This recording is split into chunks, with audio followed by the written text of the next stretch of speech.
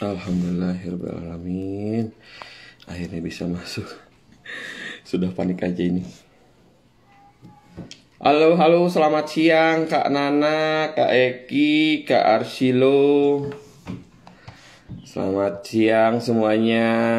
Semoga hari ini kita bisa menunaikan ibadah puasanya ya bagi yang menjalankan. Oke, sebentar saya coba kasih tema dulu ya supaya kita tahu nih kita mau bahas apa hari ini ya. Sebentar, mohon izin ya.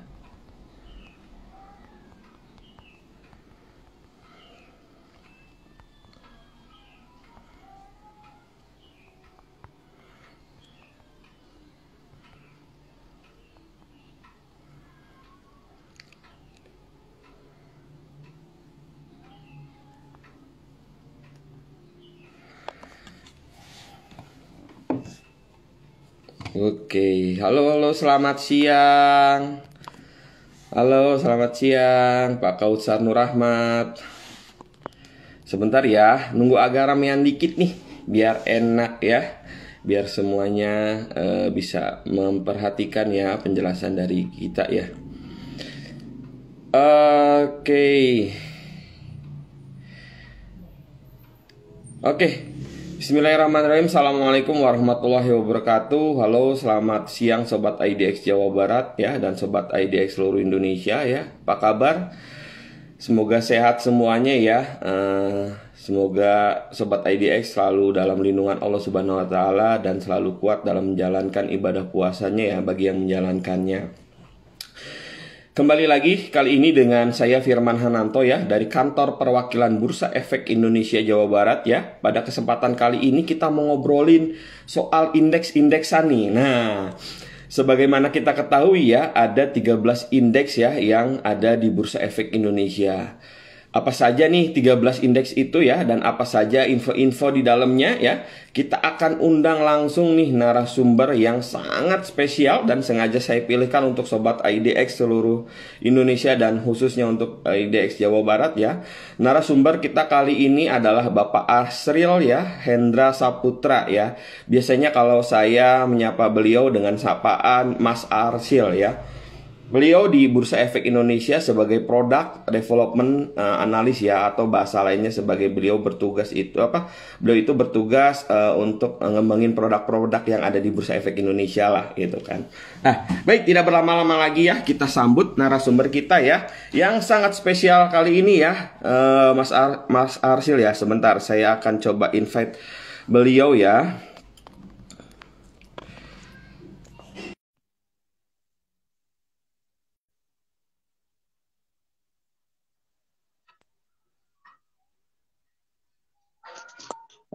Halo, Assalamualaikum Mas Arsil. Halo, Waalaikumsalam warahmatullahi wabarakatuh. Ya, Selamat puasa ya, rekan-rekan semua. selamat siang Mas Arsil. Iya, Gimana? bagi yang ini. Siang, Mas Firman. Ya, puasa nih ya. Alhamdulillah puasa, insya Allah. Mas Arsil gimana kabarnya? Alhamdulillah sehat. Tetap semangat nih, Alhamdulillah. apalagi ini hari pertama puasa. Semoga aja lancar ya. Amin, amin, amin. Oke Mas Arsil, mungkin Mas Arsil akan menyapa Sobat IDX dulu, tapi sebelumnya nih ya, kita coba tes nih kualitas gambar sama suara kita nih. Apakah teman-teman bisa melihat dan mendengar suara dan gambar kita dengan jelas ya? Sebentar ya Mas Arsil ya, kita coba tanya dulu Iya, ya. iya, Mohon iya. bantuannya ya, teman-teman ya, apakah suara kami dan gambar kami terlihat dengan jelas? Mohon izin.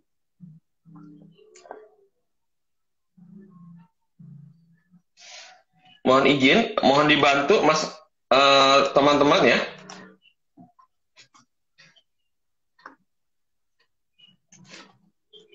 Kalau di saya lancar nih. Lancar ya Mas, sebentar Mas. Lancar, Saya lancar, coba. lancar. Oh jelas, terus ada balasan nih jelas nih. Gambar oke, suara oke. Mantap. Wah, alhamdulillah.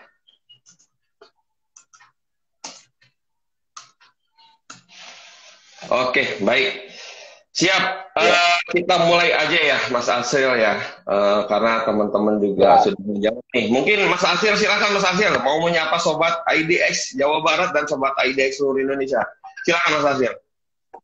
Baik, Assalamualaikum warahmatullahi wabarakatuh. Selamat berpuasa, minal aidin wal faidin bagi teman-teman yang menjalankan ibadah puasa. Bagi umat Islam khususnya, hari ini merupakan hari pertama bulan Ramadan. Semoga puasa hari ini bisa berjalan dengan baik dan semoga pula di hari pertama ini kita memperoleh nih apa ibaratnya ya, sharing tentang ilmu khususnya di bidang pasar modal. Terima kasih Mas Firman sudah mengundang saya. Semoga saya bisa menyampaikan dengan baik materi yang akan dibahas hari ini. Sebenarnya saya yang terima kasih Mas Asil karena Mas Asil sudah bersedia nih berbagi ilmunya ya kepada Sobat IDX Jawa Barat dan Sobat IDX seluruh Indonesia. Mas Asil ini beliau adalah ekspertis di bidangnya ya, makanya sengaja saya pilihkan ya buat Sobat IDX ya Jawa Barat dan Sobat IDX seluruh Indonesia yang melihat atau menonton kegiatan kita kali ini nih, karena beliau tuh kesehariannya tuh nyiptain produk gitu ya. Wah, ini banyak banget nih beliau nih jasanya nih dari untuk bursa ya. Baik, Mas Hasil. Betul. Apa Khususnya namanya? indeks ya. Ya, khususnya indeks ya. Khususnya indeks. Hari-hari memang pegangannya indeks bursa di bursa ini. Saya ibaratnya beberapa waktu belakangan juga kita sebagai Bursa Efek Indonesia menciptakan beberapa indeks baru. Ya harapannya ini salah satu momen nih, salah satu bentuk sosialisasi kita agar teman-teman investor bisa lebih paham tentunya dengan indeks-indeks yang ada di bursa. Tidak cuma tentang sahamnya, tapi kemudian menanjak lagi pengetahuannya tentang indeks saham. Mantap Mas Hasil. Oh ya, Mas Hasil sedikit ya, saya mau informasiin ke Sobat IDX ya. Jadi yang ingin bertanya silahkan ya. Caranya Sobat IDX bisa chat ya pada kolom komentar ya. Nanti ada door prize bagi penanya yang beruntung ya, yang memberikan pertanyaan yang menarik tentunya ya. Jadi belum tentu apa yang pertanyaan kami bacakan itu adalah menjadi pemenangnya ya, karena nanti kita ada seleksi juga ya. Jadi saksikan IG live kita sampai akhir ya teman-teman ya. Nah oke, kita ngobrol santai aja Mas, karena di siang hari ya, tapi benar-benar punya makna tertentu nih kalau ngomongin masalah indeks ya. Seperti yang salah saya sampaikan di opening tadi Mas, bahwasannya di bursa itu ada 13 indeks ya, setahu saya nih, indeks saham khususnya ya Mas ya. Nah sebenarnya yang dimaksud dengan indeks saham itu apa sih Mas gitu kan ya. Terus pertanyaannya, ada kaitannya nggak sih sama IHSG kita gitu, atau indeks harga saham gabungan kita? Gimana Mas? Iya. Jadi sebenarnya di bursa ada 37 indeks saham, bahkan malah 47 karena 10 indeks yang sektor akan kita hapuskan ya, akan kita delist dari bursa, sehingga tinggal 37. Untuk 13 sendiri memang karena memang banyak sekali indeks, jadi kita akan mencoba, nanti akan coba saya jelaskan apa aja sih pengelompokan dari indeksnya, agar tentunya bagi investor pemula lebih mudah untuk memahami indeks, karena kita akan kumpulkan, kemudian kita jelaskan masing-masing kelompok ini apa sih yang dimaksud dengan masing-masing indeks tersebut. Nah, sebentar Mas, pernyataan saya tadi salah ya Mas ya, ternyata bukan 13 indeks ya. Bukan. Yang kan ada 37 gitu ya Mas. 37. Lumayan banyak ya. Lumayan banyak. Dan yang terkenal cuma satu doang kelihatannya untuk bagi pemula biasanya ya. IHSG tentunya. Iya. Jadi kali ini please jangan cuma paham IHSG, jangan cuma tahu IHSG. Ternyata banyak loh indeks bursa itu, nggak cuma IHSG, bahkan 37. Nah, iya. Saya mungkin akan coba kupas kulit-kulitnya satu persatu biar teman-teman bisa familiar lah dengan indeks-indeks selain IHSG. Oke. Baik. Nah, tadi Mas pertanyaannya nih Mas, belum kejawab nih Masnya. Yang dimaksud dengan indeks saham tuh apa sih? Terus kaitannya dengan tadi dengan IHSG gimana tuh Mas? Ya, jadi memang kalau kita ketahui saat ini ya IHSG tentunya jadi apa ya? Jadi gambaran lah bagaimana pasar modal Indonesia, pasar saham. Mungkin teman-teman bagi investor pemula ketika jual beli dalam saham pastinya memperhatikan tuh IHSG. Karena apa? IHSG sedikit banyak itu pasti akan berpengaruh terhadap kondisi perekonomian. Contoh nyatanya tahun lalu ya, kita kan tahu bahwa COVID-19 baru muncul di Indonesia Maret 2020. Itu bisa kelihatan sekali bagaimana IHSG secara drastis terjun jatuh, dan itu ternyata memang secara apa ya, psikologi investor ya, mereka mempunyai ekspektasi ke depan bahwa bisa jadi dengan adanya penyebaran COVID akan menyebabkan ekonomi Indonesia akan turun, sehingga IHSG bisa berjalan lebih dulu, yaitu dengan jatuhnya itu. Dan tentunya itu salah satu tujuannya dari indeks sendiri, yaitu ukuran statistik tertentu yang mana IHSG keseluruhan dari saham-saham yang ada di Bursa Efek Indonesia, apakah secara keseluruhan naik atau turun. Mungkin ada yang naik, ada yang turun, tapi kita melihat secara keseluruhan mayoritas naik atau turunnya itu bisa kita lihat dari IHSG begitu. Dan itu secara pertama tadi definisi ukuran statistik. Kenapa statistik? Makanya kita pasti tahunya, oh IHSG naik berapa persen, naik berapa poin, itu memang secara statistik. Tapi sebenarnya IHSG sendiri dan indeks-indeks lainnya itu ada kriteria yang dipilih bagi saham agar bisa masuk ke dalam suatu indeks. Kriteria, kemudian ada metodologinya, dan tentunya kita evaluasi secara rutin agar pastinya di saham-saham yang sudah masuk, kemudian kita evaluasi apakah masih oke atau enggak masuk ke dalam indeks.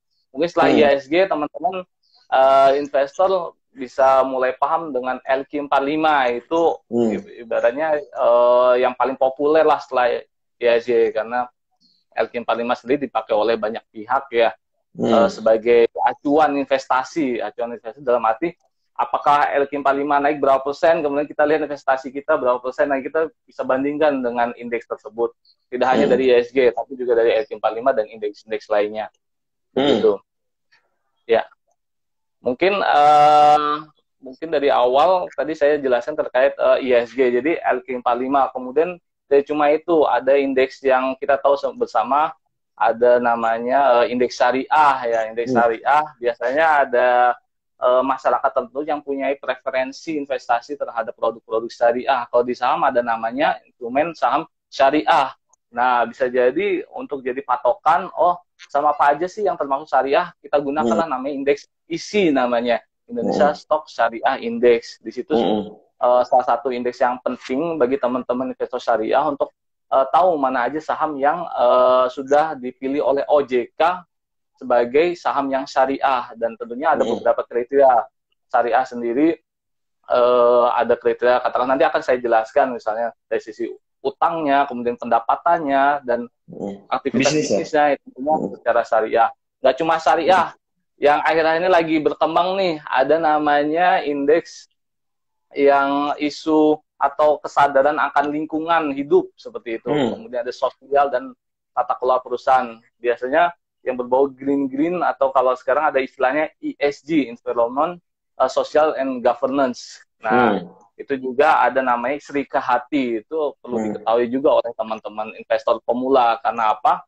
Karena tentunya ketika kita investasi, selain mencari return, kita juga pasti ada satu sisi ibaratnya apa ya, peduli akan lingkungan hidup. Jangan sampai kita investasi pada perusahaan-perusahaan ternyata tanda petik merusak lingkungan hidup seperti itu. Nah, bisa jadi itu salah satu preferensi juga. Jadi masih banyak indeks lainnya. Gitu. Gimana Mas Firman? Kita masuk aja nih, penjelasannya apa gimana? Oke, sebentar. Ini menarik sekali nih ya. Jadi apa namanya, tadi sebenarnya bukan 13, ada 37, terus ngomongin masalah IHSG segala macam. Nah ya. Nah, sebenarnya gini, ini coba saya mewakili dari beberapa pertanyaan dari ini dulu ya, dari apa teman-teman ya, bahwa sebenarnya ini apa benar sih Mas Asril ya, kalau yang namanya indeks itu bisa dijadikan alat bantu kita ya untuk memilih saham nih. Karena kenapa? Dari sekarang mungkin 724 kalau nggak salah ya, berita terakhir ini ya, 724 perusahaan tercatat di Bursa Efek Indonesia gitu ya. Dan itu pun kita harus pilah-pilah nih, picking-pickingnya bagaimana nih gitu kan. Apakah dengan cara kita melihat indeks gitu ya, indeks adalah dijadikan sebagai alat bantu untuk investor ya, khususnya investor pemula nih biasanya untuk memilih sahamnya gitu. Benar nggak sih? Iya. Betul sekali. Mungkin sempat kita discuss ya terkait dengan, kalau kita analogikan nih, kalau saham-saham itu kan semacam barang-barang dagangan, produk dagangan nih, banyak kayak gitu. Kalau misalnya Bursa Efek sebagai mall, kalau sekarang indeks mungkin dengan saham itu saya contohkan sebagai supermarket. Ketika kita pertama kali masuk supermarket, kita misalnya mencari beras. Apakah beras itu akan gabung sama snack-snack? Kan nggak mungkin. Atau mencari sabun. Cari sabun pastinya gabung dengan peralatan mandi seperti itu. Jadi pastinya ketika kita masuk supermarket, barang-barang yang ada di supermarket akan dikelompokkan berdasarkan jenis-jenis yang memiliki kesamaan sifat. Katakanlah tadi ada sabun, mungkin dekat dengan deterjen, sikat gigi, pasta gigi, pastinya seperti itu, ibaratnya peralatan mandi. Kemudian beras mungkin di lorong sembako katakanlah, dan seterusnya. Nah, begitupun dengan indeks. Jadi ketika kita bicara tentang indeks, bisa jadi saham-saham itu memiliki sifat-sifat yang serupa. Katakanlah kita punya misalnya yang tadi syariah, pastinya sifat syariah. Oh, kita kelompokkan isi tadi. Kemudian dari kelompok itu kita sortir lagi di antara saham-saham syariah mana sih yang memiliki ibaratnya terbaik dari sisi paling ramai dijual belikan, ibaratnya likuiditasnya tinggi. Itu akhirnya ada namanya Jakarta Islamic Index JI, ada 30 saham seperti itu. Jadi analoginya seperti itu, kita kelompokkan. Katakanlah saham-saham BUMN, ada nih indeks IDX BUMN 20 kita kelompokkan. Kemudian tadi ada yang peduli lingkungan hidup kita kelompokkan. Kemudian ada yang secara fundamentalnya bagus dan seterusnya. Itulah maksud daripada indeks ini, agar kita membantu investor agar ibaratnya bisa memahami saham-saham ini yang mana sih dikelompokkan ini memiliki kriteria atau sifat-sifat yang serupa dengan pastinya bursa sebagai apa ya, satu-satunya bursa di Indonesia berusaha kualitas sebaik mungkin dipilih ya oleh tim-tim yang ada di bursa, sehingga itu bisa dijadikan patokan yang tepat bagi investor. Kita berusaha seperti itu, begitu. Oke, berarti kan ada penentuan-penentuan ya, gitu kan ya. Ada yang perusahaan yang apa namanya fundamentalnya bagus gitu kan ya, terus yang kelompokan BUMN, terus kayak lingkungan hidup. Nah, berarti sebenarnya itu ada metodologi ya penentuan kriteria-kriteria tersebut dong ya Mas ya? Iya, betul. Nah, ya betul. Pak, sedikit dijelaskan Mas, sebenarnya seperti apa sih metodologinya Mas? Mungkin teman-teman kan pengen tahu ya, nggak tiba-tiba ujuk-ujuk yang 345, karena itu kan ada metodologinya nih.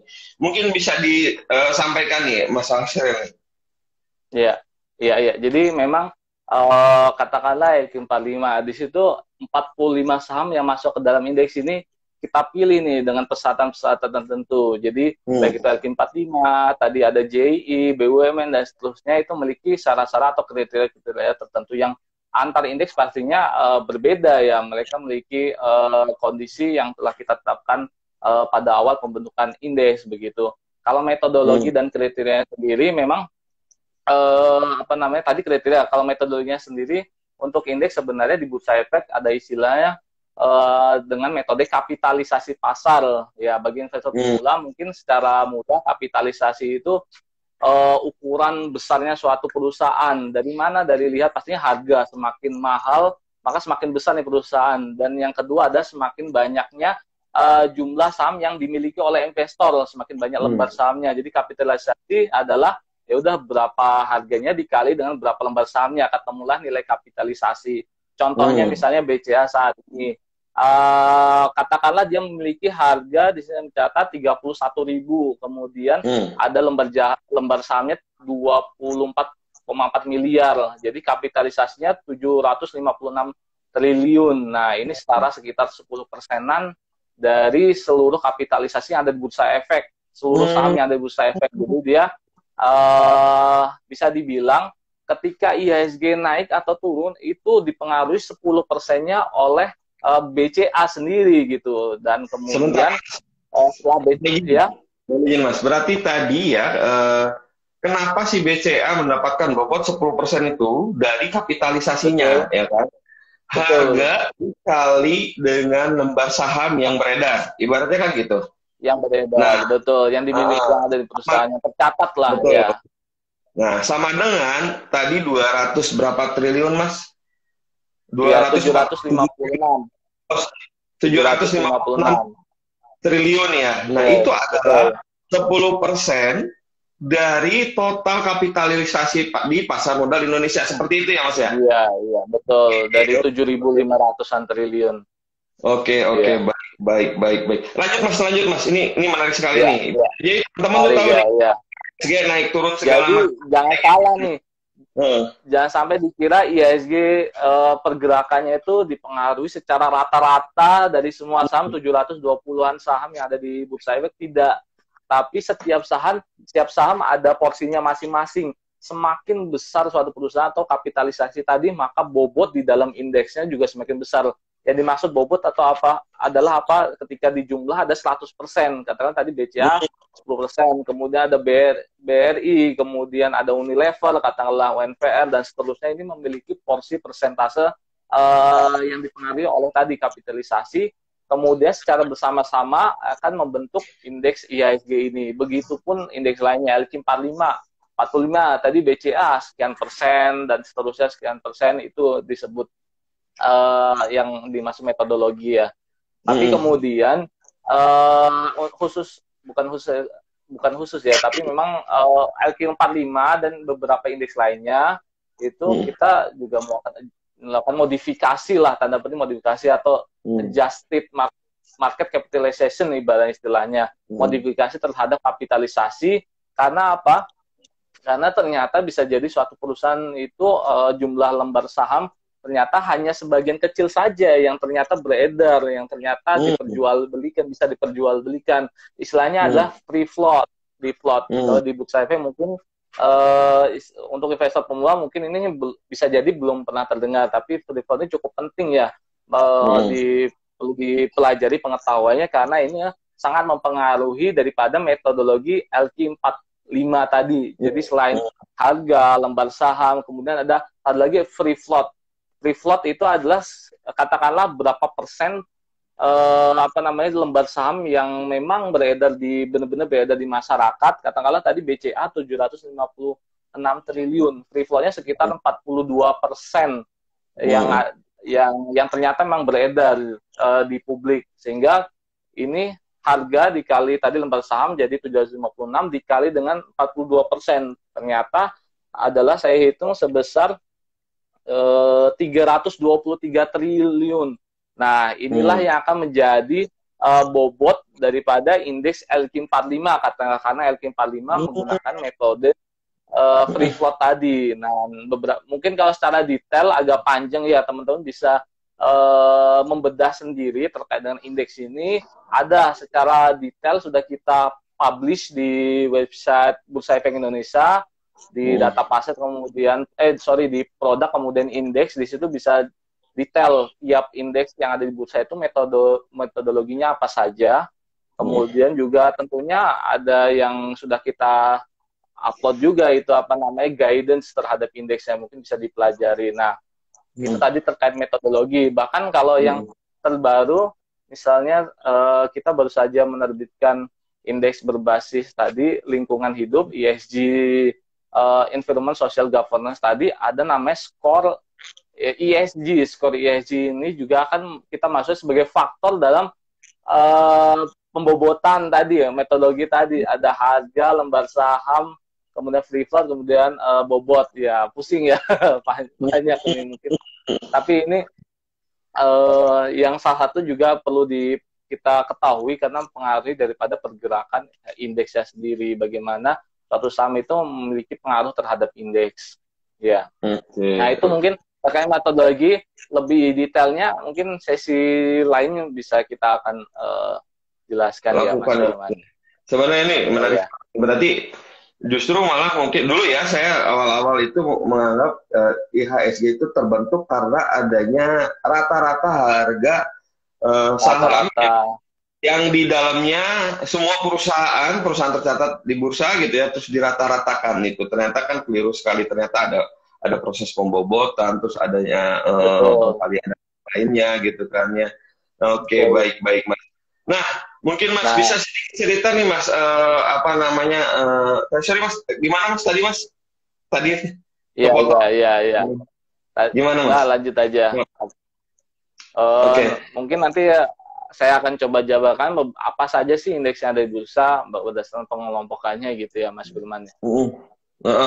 Nah, itu dia Mas. Aku sebenarnya pengen tahu nih Mas, sebenarnya untuk dasar pengelompokannya ya gitu ya. Itu sebenarnya gimana sih Mas yang apa bisa Mas Arsil jelaskan Mas? Iya, iya. Mungkin pengelompokan ini terkait tadi bagaimana suatu indeks bisa dibentuk karena pasti memiliki kriteria-kriteria tertentu sehingga suatu saham bisa masuk ke dalam indeks ya. Mungkin yang pertama kita tahu IHSG itu sebagai kita anggap sebagai indeks apa gabungan komposit ibaratnya. Semua saham yang ada di Bursa Efek mungkin ada beberapa contohnya misalnya saham-saham yang dikecualikan dari IHSG tidak masuk ya, tapi sebagian besar hampir semuanya itu masuk ke dalam IHSG, hampir semua saham 720 sekian itu masuk ke dalam IHSG. Itu disebut dengan gabungan komposit IHSG tadi. Kemudian yang kedua, yang paling terkenal adalah indeks yang terdiri atas saham-saham dengan likuiditas yang baik ya. Yang baik dari siapa? Ya tahu yang disebut likuiditas adalah semakin tinggi transaksinya, semakin ramai lah tanda petik, yaitu dari sisi nilai transaksi, kemudian frekuensi seberapa banyak diperdagangkan oleh investor, maka semakin baik suatu saham begitu. Jadi itu yang jadi favorit. Tentunya saham-saham yang top tadi, yang besar-besar tadi pasti akan jadi favorit dan memiliki likuiditas tinggi. Di sini tentunya di kelompok ini ada indeks LQ45 yang secara detail sudah tadi sempat saya singgung, terdiri atas 45 saham yang di Bursa Efek, ibaratnya 720 saham yang 220 sekian saham yang ada di Bursa Efek, kemudian kita pilih 45 terbaik memiliki transaksi tertinggi tadi, kemudian juga kapitalisasinya besar, termasuk secara free float-nya tadi, dan kemudian itu akan kita pilih dan masukkan ke dalam LQ45. Dan kemudian satu lagi ya tentang evaluasi tadi belum disinggung. Jadi memang indeks di Bursa Efek Indonesia memiliki kriteria kemudian dievaluasi itu 6 bulan sekali biasanya rata-rata. Tiap saham berbeda bulannya, ada yang Januari, Februari, Maret mungkin dan seterusnya. Untuk LQ45 ada di bulan Januari.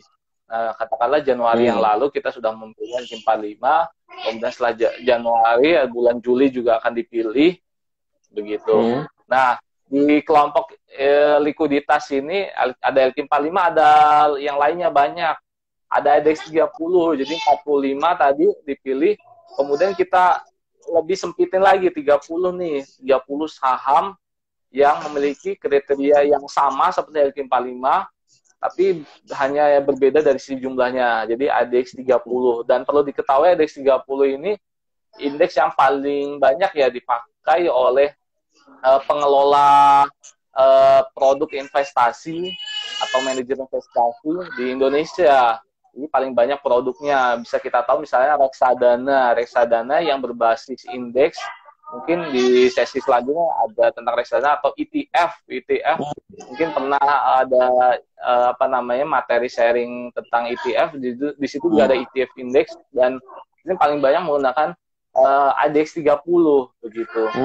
Dan kemudian selain ADX 30 ada juga ADX 80, terdiri atas 80 saham yang metodenya sama seperti LQ45, sama seperti ADX 30, tapi hanya berbeda dari sisi jumlah. Kita pajangkan nih.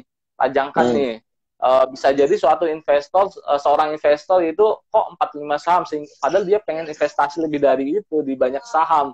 Ya udah kita sediakan nih ADX 80, bisa pilih tuh dia misalnya katakanlah lebih dari 45, kemudian hingga 80 saham dia bisa pilih referensi dari ADX 80.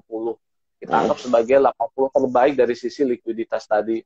Begitu. Dan masih banyak lagi yang terkait dengan likuiditas yang kita kerjasama dengan pihak lain. Ada Kompas 100, ada Investor 33, MNC 36, Bisnis 27, begitu. Secara detail nanti silakan teman-teman bisa elaborasi di banyak sih yang tersebar di internet atau kemudian di website bursa tentunya, begitu Mas Firman. Dan itu lengkap info Mas Hasil ya. Iya. Sebenarnya masih banyak lagi nih apa namanya kelompok-kelompoknya, yaitu mungkin yang ketiga adalah saham menengah dan kecil. Mungkin perlu diketahui kalau tadi likuiditas terkesan kok sahamnya yang gede-gede aja nih, kayak tadi BCA, BRI, Mandiri, Unilever, Telkom dan seterusnya yang gede-gede aja isinya gitu. Kita juga sediakan nih indeks kayak tadi ada kelompok indeks yang gak cuma gede tapi yang menengah lah sama kecil. Ada namanya indeks IDX SMC atau Small Mid Cap Composite. Itu terdiri atas semua saham yang menengah kecil. Kemudian ada yang ADX Small Mid Cap Liquid di antara tadi semua menengah kecil kita sortir, kita pilih mana sih yang terbaik likuiditasnya atau yang paling rame tadi dipilih, kemudian kita masukkan ke dalam indeks ADX SMC Liquid. Ada juga satu lagi yang kita kerjasama dengan lembaga pemeringkat Pevindo, kita sebutkan Pevindo 25. Di situ ada 25 saham menengah kecil tapi memiliki kondisi fundamental yang juga baik, dipilih oleh rekan-rekan dari Pevindo begitu. Dan yang selanjutnya adalah saham syariah yang tadi sempat sudah saya singgung. Di sini ada 3, yaitu ISI, kemudian JI, dan kita baru saja beberapa waktu lalu kita terbitkan JI 70. Jika konsepnya sama seperti ADX 80, ada JI yang terdiri atas 30 saham. Ternyata mungkin ada investor yang preferensinya kok hanya terdiri atas 30, kita pengen lihat lebih banyak nih jumlah sahamnya. Ada istilahnya konstituen. Konstituen adalah biasanya istilah untuk anggota-anggota saham-saham anggota dari suatu indeks, kita sebut konstituen ya. Di JI 70 ini metodenya sama persis kayak JI 30 tapi dengan jumlah yang berbeda, yaitu 70 saham di JI 70. Dan mungkin sebagai informasi tambahan, di bulan ini insya Allah kita akan coba terbitkan ya indeks syariah baru dalam waktu dekat. Semoga bulan ini bisa terbit. Yaitu yang terdiri atas indeks syariah BUMN. Jadi kita coba gabungkan, nanti lebih detail nanti akan kita sampaikan lebih lanjut, tapi tentunya ini salah satu bentuk upaya Bursa Efek untuk mendorong terciptanya iklim investasi syariah yang semakin berkembang. Tentunya jangan sampai hanya tersedia 3 saja. Perlu kita ketahui bahwa jumlah saham syariah yang ada di Bursa Efek itu berapa persen ya? Saya kira 60% ya, sekitar 400-an saham. Jadi cukup besar sekali. Jadi potensinya untuk investasi di saham syariah cukup besar ya. Nah, begitu. Kemudian kelompok selanjutnya ada saham-saham sektoral. Sektoral ini mungkin pasti kita ketahui, ada yang kita tahu mungkin sektor pertanian, pertambangan, industri kimia. Nah, di sini kita kelompokkan ada sekitar 9 sektor plus manufaktur. Di sini kita sebut Jakarta Stock Industrial Classification JASICA. Tapi kemudian sayangnya itu kebetulan ini akan kita hapuskan di bulan ini gitu. Bulan depan udah berubah dengan sektor baru yang mana sudah kita terbitkan 25 Januari awal tahun ini 2021, disebut dengan yang baru yaitu IDX Industrial Classification. Untuk lebih detailnya bisa diperoleh informasinya di website bursa. Itu terdiri atas sektor-sektor yang kita namakan baru, yaitu contohnya misalnya ada sektor energi, barang baku, pertanian, konsumen premier, dan seterusnya. Itu silakan teman-teman bisa eksplor. Karena apa? Sudah tidak lagi menggunakan sektor yang lama. Kita tahu bahwa ketika kita menganalisis pasar, selain pasar secara keseluruhan, kita pastinya akan coba untuk biasanya investor menganalisa secara sektor ya Mas Firman ya. Nah, kalau masalah sektor biasanya acuannya, benchmarknya atau perbandingannya dengan sektor-sektor yang tadi yang udah lama, tapi itu akan kita hapuskan dan kita ganti baru dengan sektor yang baru. Harapannya teman-teman nanti udah mulai nih menggunakan indeks sektor yang tadi saya jelaskan, yaitu yang baru ADX IC istilahnya, Industrial Classification gitu. Gitu Mas Firman, gimana? Ada anggapan? Nah, sebenarnya Mas, ini pas banget nih, begitu Mas Asil ngebahas tentang masalah indeks sektoral nih. Sebenarnya ini ada pertanyaan nih dari, saya bacakan ya, mohon izin ya Mas, kita selang dulu nih diselingi oleh apa namanya pertanyaan dari teman-teman atau sobat IDX ya. Nih dari Ed Febian K ya 12 nih. Pertanyaannya adalah apakah ada korelasi antara pertumbuhan ekonomi ya dengan IHSG? Pertanyaan pertama. Mau dijawab dulu atau mau saya lanjut pertanyaan kedua, Mas Arsil? Lanjut dulu. Nah, pertanyaan selanjutnya ya masih dari Febianka ya. Indeks IDXIC sebagai pengganti Jessica, apakah ada pengaruhnya perubahan menjadi IHSG dengan perbaikan iklim investasi di Indonesia? Gimana tuh Mas Arsil? Perubahan sektor ya. Ya. Ya, untuk pertumbuhan ekonomi pastinya tentunya berpengaruh ya, karena kita tahu IHSG sendiri merupakan indeks yang mengukur kondisi pergerakan harga dari saham-saham perusahaan yang ada di Indonesia yang tercatat di Bursa Efek Indonesia, baik itu misalnya tadi dari sektor perbankan, manufaktur, atau sektor infrastruktur. Nah, ketika kondisi perekonomian membaik, artinya perusahaan-perusahaan ini kan pasti growing ya, tumbuh ya. Kemudian atau kondisi sebaliknya ketika terjadi kemarin krisis, kemudian ya udah apa namanya revenue-nya turun dari perusahaan, kemudian masing-masing perusahaan ini akan turun performanya, itu menyebabkan pastinya kondisi ekonomi yang semakin buruk, dan hal ini pun langsung serta-merta akan pengaruhi IHSG. Jadi cuma memang saya sampaikan tadi, IHSG ini cukup baik untuk menilai kondisi perekonomian di masa mendatang ya. Contohnya misalnya tadi ketika kondisi pandemi COVID-19 di awal Maret, kita tahu waktu Maret baru cuma berapa orang doang yang kena COVID, dibanding sekarang perharinya sudah 4.000, 5.000. Kalau dulu mungkin perharinya baru cuma 10 atau sekian, dan kondisi ekonomi Indonesia masih baik-baik aja, belum ada lockdown katakanlah. Tapi kok IHSG udah turun duluan? Karena apa? Karena IHSG bergerak lebih dulu dibandingkan kondisi ekonomi yang terjadi. Kita tahu bahwa setelah kemudian terjadi COVID, kemudian dirilislah katakanlah pertumbuhan ekonomi PDB GDP Indonesia, katakanlah kemarin kuartal 2 di 2020 ternyata memang turun, kemudian terjadi kontraksi, dan itu memang sesuai dengan apa ya, sesuai dengan ya penurunan IHSG tadi yang secara turun serta-merta memberikan informasi bahwa kondisi Indonesia akan turun suatu hari nanti. Begitupun kita tahu sekarang mungkin IHSG lagi ini ya naik turun ya sekitar 6.000 tadi. Nah, itu pun menunjukkan bahwa mungkin ya kondisi perekonomian Indonesia masih belum benar-benar sudah normal kembali, yang mana kita tahu sebelum pandemi ada di angka 6.600 ya. Karena kalau lebih dari itu artinya kondisi ekonomi Indonesia sudah lebih baik daripada kondisi saat ini. Jadi ya sangat penting sekali bagi investor untuk diperhatikan gitu. Kemudian yang kedua terkait dengan apa tadi Mas Firman, IDXIC ya, sektor ya, mempengaruhi. Pertanyaannya kedua adalah IDXIC sebagai pengganti Jessica, apakah ada pengaruhnya perubahan menjadi menjadi IHSG dengan perbaikan iklim investasi di Indonesia? Iya. Jadi memang tujuan dari perubahan sektor sendiri yaitu dari Jessica kemudian jadi IDXIC, perubahan sektor kita harapkan yang mana banyak sekali keterbatasan yang ada di sektor lama, yang mana misalnya hanya terdiri atas sektor tertentu, sedangkan ketika kita sebagai perusahaan kemudian ketika mungkin saya punya pengalaman ada perusahaan yang kemudian dia dilirik oleh investor, tapi sayangnya ketika dilihat jenis sektornya dia tidak sesuai dengan preferensi investasi dari investor tersebut.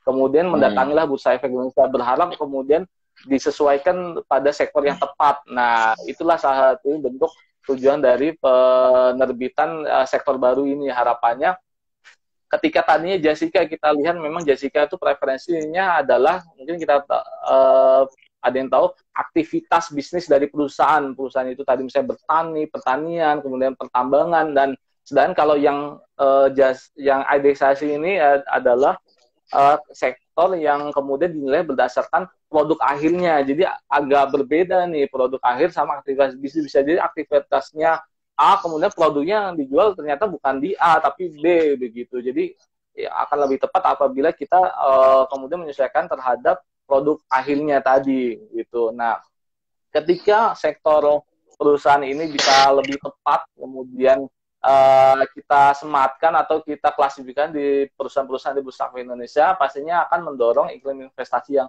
kita harapkan pastinya lebih baik ya, karena memang di samping perubahan yang kita harapkan bisa mengcover berbagai sektor yang tentunya ada kemajuan perkembangan zaman ini semakin bervariasi di situ. Yang kedua adalah harapan kita adalah dengan sektor yang baru ini adalah bisa menjangkau investor global ya. Sebab apa? Karena tadi dari aktivitas ekonomi, aktivitas bisnis menjadi produk akhir ini kita lihat memang sudah sesuai dengan bagaimana analisis sektoral yang dilakukan oleh investor global secara global. Katakanlah di Amerika ada namanya GICS ya. GICS itu serupa dengan metode yang kita gunakan di sektor yang baru ini. Harapannya pun seperti itu. Jadi ada semacam bisa nyambung lah hebatnya dengan sektor-sektor yang ada diterima secara internasional begitu, Mas Firman.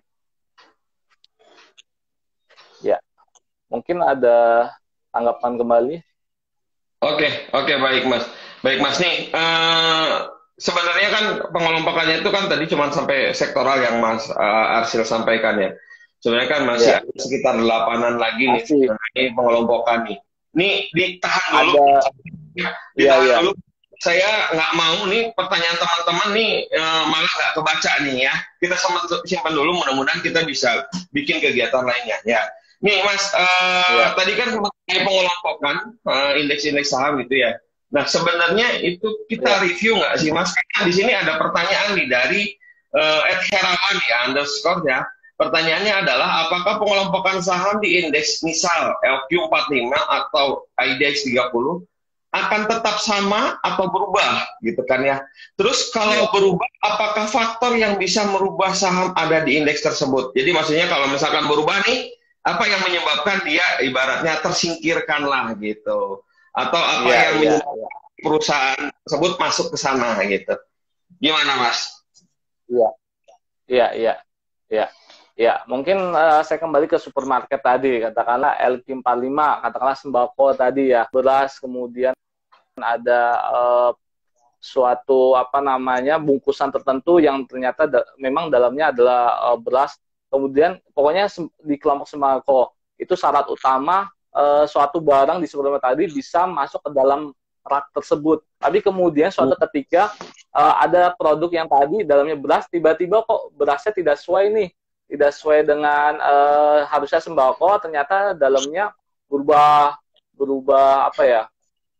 dengan yang lain, misalnya dalamnya berubah jadi snack katakanlah, misalnya jadi Koko Crunch misalnya katakanlah. Nah itu kan tidak sesuai nih, itu pasti akan dikeluarkan dari rak sembako. Begitupun ternyata ada merek lain misalnya ada gula, misalnya gula masuk ke dalam rak sembako, ya udah kita masuk ke dalam rak tersebut. Nah begitupun LQ45 ya, begitupun indeks maksud saya, begitupun indeks pun apabila suatu saham itu sesuai dengan apa sih kriteria dari indeks tersebut, maka dia akan masuk ke dalam indeks tersebut.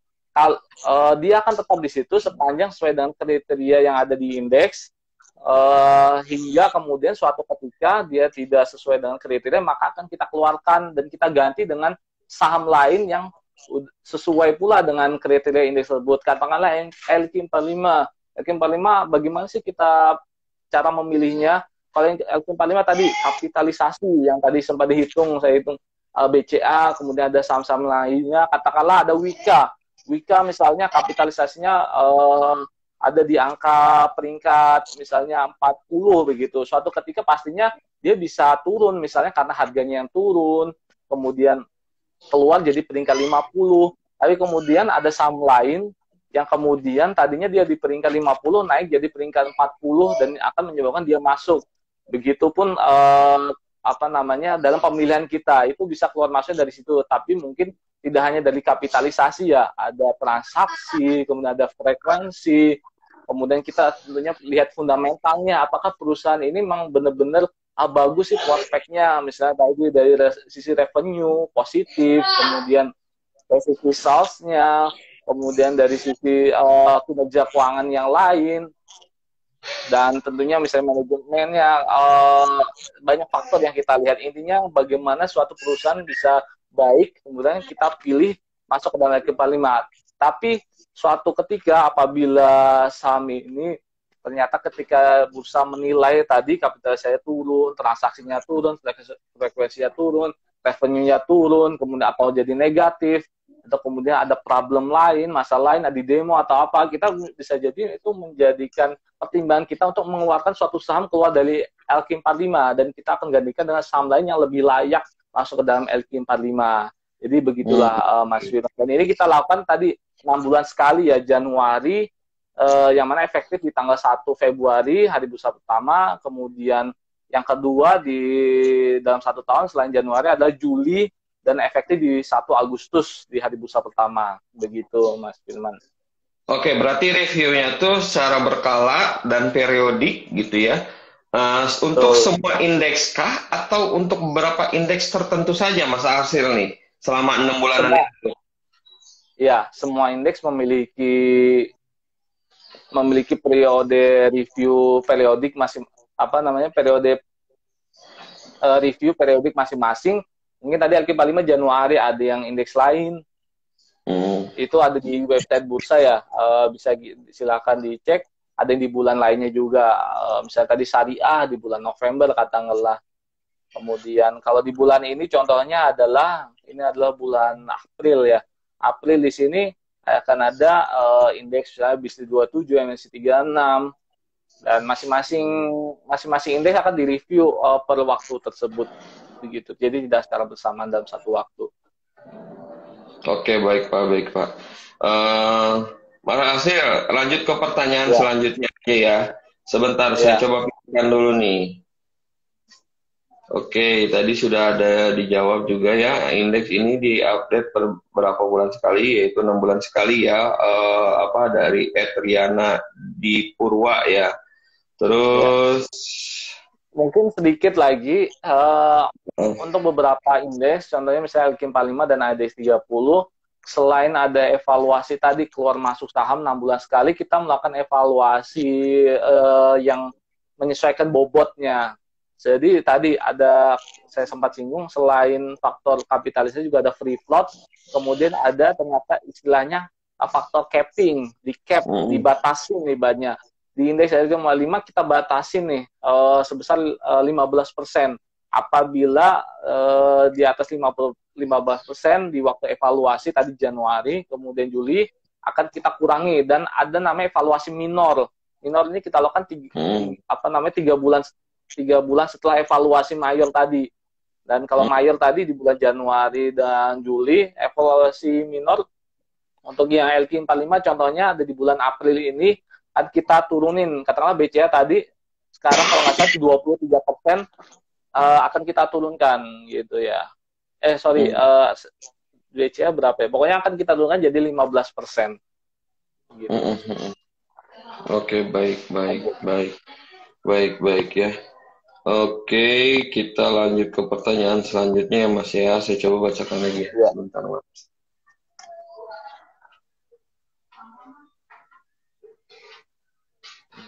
Apa yang membedakan LQ45 ADX 30? Sebentar Pak, biar kita bacakan ya pertanyaannya ya. Pilih.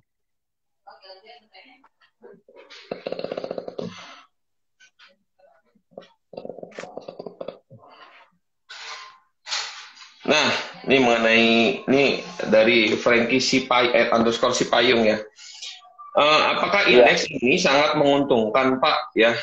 Kira-kira acuan apa dalam memilih saham nih? Kapan sebaiknya mulai berinvestasi? Ini sih mungkin lebih ke dasar ya. Mungkin gimana Pak nih mengenai apakah indeks ini sangat menguntungkan dibuat, mungkin ya kalau saya tambahkan nih atau saya jabarkan tuh menguntungkan untuk dijadikan ya sebagai alat bantu kita dalam pemilihan saham, khususnya untuk investor pemula nih gitu. Terus kira-kira acuannya tuh dalam memilihnya tuh seperti apa nih gitu. Misalkan katakanlah ada rankingnya lah, misalkan katakan LQ45 terdiri dari 45 saham gitu kan ya. Kita ranking, itu di ranking kah atau gimana Mas? Iya, betul. Kita bahasnya perankingan ya. Tadi yang tadi saya sebutkan beberapa indikator yang kita lihat transaksinya tadi. Kemudian kita ranking nih, yang terbaik pastinya di peringkat pertama, kedua, dan seterusnya. Kemudian dari situ akan kita pilih saham-saham sebanyak 45 dengan ranking terbaik berdasarkan indikator yang tadi saya jelaskan, begitu Mas Firman ya. Begitu bukan? Oke. Betul Mas, betul Mas. Nah, terus pertanyaannya kira-kira acuan apa dalam memilih sahamnya nih Mas? Kira-kira nih, misalnya katakanlah kan sudah dikelompokkan nih menjadi 45. Kita lihat bisnisnya kah, kita lihat laporan keuangannya kah, atau kita lihat apanya kah gitu. Gimana nih Mas? Kalau sudah ngelihat nih, terus acuannya gimana lagi selanjutnya? Betul. Kalau terkait dengan investasi saham itu mungkin dijelaskan di sesi lain bahwa memang ketika kita berinvestasi kita perlu menilai juga secara fundamental perusahaan lagi-lagi dari contohnya misalnya dari laporan keuangannya kita perlu analisis bagaimana kinerja dari laporan keuangan, bisa rasio-rasio yang ada, misalnya pertumbuhan penjualannya seperti apa, labanya, kemudian utangnya bagaimana, cash flow-nya, dan seterusnya. Ya, kita bisa memilih satu perusahaan layak untuk investasi atau tidak. Memang untuk LQ45 itu teman-teman bagi investor pemula kan agak cukup sulit ya untuk menghitung tadi ya laporan keuangan. Bisa jadi bagi teman-teman yang tidak memiliki background di bidang keuangan akan kesulitan dalam analisis tersebut. Nah, LQ45 bisa jadi panduan penting juga buat investor karena apa, itu sudah dipilih oleh Bursa Efek Indonesia sedemikian rupa sehingga kita harapkan 45 saham yang ada di indeks ini bisa memberikan return atau keuntungan investasi yang baik bagi investor. Dan tentunya terkait dengan mungkin kondisi saat ini misalnya lagi krisis kan menghantam semua lini bisnis, gak cuma yang kecil, tapi juga perusahaan gede pun pastinya akan berpengaruh juga. Di situ tidak serta-merta, LQ45 semuanya bagus, tidak. Lihat lagi kondisi ekonominya seperti apa. Tapi memang secara historikal kita lihat bahwa saham-saham yang kita anggap LQ45 atau kemudian saham lain yang mungkin bisa dibilang tanda petik blue chip adalah istilah bagi saham atau perusahaan yang memiliki performa baik secara kinerja keuangan, kemudian kualitas perusahaan di masa mendatang juga cukup baik, dan pokoknya ya well known lah secara nasional. Itu kita lihat secara historikal memang secara trennya dalam beberapa tahun kemudian pasti naik. Kalau kondisinya sekarang lagi krisis, lagi COVID, pandemi lagi turun, ya secara historikal sih akan naik. Jadi teman-teman untuk yang pemula nggak usah ragu untuk investasi saham, karena mungkin di sinilah bahkan bisa dibilang waktu yang tepat ya, karena harga saham lagi turun-turunnya. Jadi sekarang mungkin bisa jadi dalam waktu dekat turun naik, memang di situ hal wajar dalam investasi. Tapi kemudian secara jangka panjang bisa jadi dalam akhir tahun nanti semoga aja kondisi ekonomi Indonesia sudah membaik, atau bahkan tahun depan dan tahun-tahun mendatang bisa memberikan keuntungan yang jauh lebih besar begitu, Mas. Oke, baik. Mas, ini ada pertanyaan nih, Mas. Ya. Ini masih lanjutan ya dari Mas Franky ya. Kapan sebaiknya mulai berinvestasi nih, Mas? Mungkin singkat aja, Mas. Ini kayaknya nggak terkait indeks ya, Kapan mulai investasi? Ya ketika ini mungkin bukan dana kita, apalagi sebagai pegawai Bursa Efek, kita memiliki keterbatasan dan investasi saham ya, Mas Firman ya. Jadi mungkin itu bisa ditanya ke teman-teman di sekuritas, di anggota bursa. Tapi memang secara umum yang kita ketahui bahwa yang terpaling baik tentunya ketika teman-teman ada dana yang bisa diinvestasikan. Jangan sampai dana itu berasal dari utang, dana yang memang lagi nganggur lah tanda petiknya ibaratnya. Kemudian juga kita lihat kondisi ekonomi di waktu sekarang ini sebenarnya bisa jadi waktu yang tepat bahkan seperti yang saya bilang untuk investasi. Ya sampai nanti ketika udah naik bahkan nyesel, kenapa nggak beli dari dulu? Itu maksudnya sekarang, kenapa beli sekarang? Jadi ayolah seperti gitu. Betul. Ya mungkin sekilas sekilas kelompok tadi Mas Firman, kulit-kulitnya aja yang belum disebutin. Setelah sektoral tadi, kita juga ada indeks papan pencatatan. Kita tahu ada papan utama, papan pengembangan. Kemudian itu kita gunakan sebagai apa ya, benchmark saja, panduan saja. Kemudian ada tadi kesadaran lingkungan hidup, sosial dan tata kelola. Selain Selikati, kita juga baru luncurkan nih Mas Firman, namanya ADX ESG Leaders. Jadi ketika teman-teman tadi nggak cuma melihat dari sisi keuntungan, tapi juga melihat dari sisi ya udah kesadaran lingkungan hidup, mencari saham-saham atau perusahaan yang memang memiliki skor apa namanya, kesadaran lingkungan hidup, peduli lingkungan hidup yang baik. Di situ bisa investasi di indeks itu. Kemudian ada indeks dividen. Ini memang kita tujuan di awal membantu investor yang melihat mana aja sih saham-saham membagikan dividen secara rutin, khususnya 3 tahun terakhir. Lalu juga nilainya juga cukup baik, udah mati besar, dan ada namanya ADX BUMN 20. Silakan teman-teman lihat di sana. Kemudian ada indeks BUMN. Pastinya kita tahu saham BUMN itu memiliki keunggulan ya dibandingkan saham lain. Contohnya misalnya tentunya diawasi pemerintah, kemudian pemodalannya kuat. Waktu pandemi kemarin, BUMN lah yang pasti akan disokong oleh pemerintah, disuntikan modal. Jangan sampai BUMN mengalami kebangkrutan pastinya. Dan di situ bisa jadi andalan saham BUMN. Nah, ada namanya ADX BUMN 20. Nah, selain itu juga kita akan terbitkan nanti BUMN syariah dalam waktu dekat. Kemudian ada indeks perbankan. Ketika kita tahu bahwa dalam akhir tahun-tahun terakhir ini penggerak IHSG ternyata kalau perlu dicermati itu yang paling naik adalah perbankan, Bang. Selain bank nggak ada yang setinggi bank, ibaratnya kayak gitu loh. Jadi perlu dicermati juga indeks ini, yaitu Infobank 15, jadi 15 saham perbankan. Kemudian Mas Asri, sorry Mas Asri ya. Mas Asri mungkin tinggal 3 lagi, mungkin ininya saja, apa macamnya saja, Mas Asri. Iya. Ada infrastruktur, kemudian yaitu SM Infra 18 ya. Kemudian ada yang peringkat berdasarkan kelompok peringkat utang, itu ada Pevindo iGrade, yang mana kalau perusahaan utangnya dinilai peringkatnya baik, itu bisa dipilih dari indeks Pevindo iGrade ini. Kemudian satu lagi ada kinerja fundamental, baru kita luncurkan ADX Value 30, Growth 30, dan Quality 30. Itu kita pilih benar-benar bisa berdasarkan kondisi kinerja fundamental keuangan perusahaan. Oke. Mas Hasil, ini sebenarnya saya nggak mau rugi ya Mas Hasil ya. Jadi teman-teman IDX Jawa Barat dan teman-teman IDX seluruh Indonesia, itu 8 pengelompokannya lagi. Saya pengen Mas Hasil bantu kami untuk menjelaskan ulang ya. Mudah-mudahan kita bikin sesi acara lagi ya. Ya Mas ya. Mas Hasil, sebenarnya masih ada beberapa pertanyaan nih Mas Hasil ya untuk kegiatan kali ini. Jadi makanya kegiatan pembahasan mengenai indeks ini bisa kita ulang sesi kedua gitu kan ya Mas ya.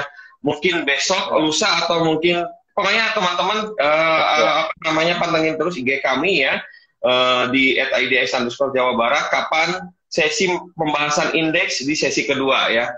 Nah, mohon maaf sekali ya karena waktunya terbatas, di IG Live itu hanya 1 jam ya. Jadi kita tidak bisa membacakan pertanyaan-pertanyaan semuanya dari teman-teman ya. Sebenarnya masih banyak nih Mas ya. Bagi pemenang-penanya yang beruntung ya, nanti akan dihubungi oleh admin kami ya. Terima kasih Sobat IDX Jawa Barat ya, dan Sobat IDX seluruh Indonesia. Terima kasih juga Mas Asil ya, atas waktu dan sharing-sharingnya ini sangat berguna sekali. Pokoknya Mas Asil, tolong sekali lagi ya sesinya ya Mas Asil ya. Ya, siap. Kalau ada pertanyaan yang belum terjawab, bisa DM Instagram saya saja. Nanti saya berupaya untuk menjawab sebisa saya ya, Mas Firman. Bisa jadi lewat situ karena keterbatasan waktu ini. Oke, siap. Dari kami ya, saya dan Mas Hasil, mohon maaf jika ada kesalahan kata-kata atau penyampaian yang kurang berkenan ya. Terus sehat-sehat Mas Hasil ya. Salam buat keluarga di rumah ya. Sampai ketemu lagi ya di sesi selanjutnya ya. Mudah-mudahan Mas Hasil mau bersedia untuk kita bikin acara kayak gini lagi. Baik, itu saja yang bisa saya sampaikan. Sampai ketemu lagi di lain kesempatan. Maju terus pasar modal Indonesia.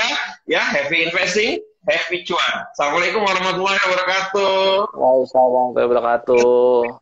Selamat puasa. Ya, makasih semuanya. Ya, selamat menunaikan ibadah puasa semuanya. Assalamualaikum.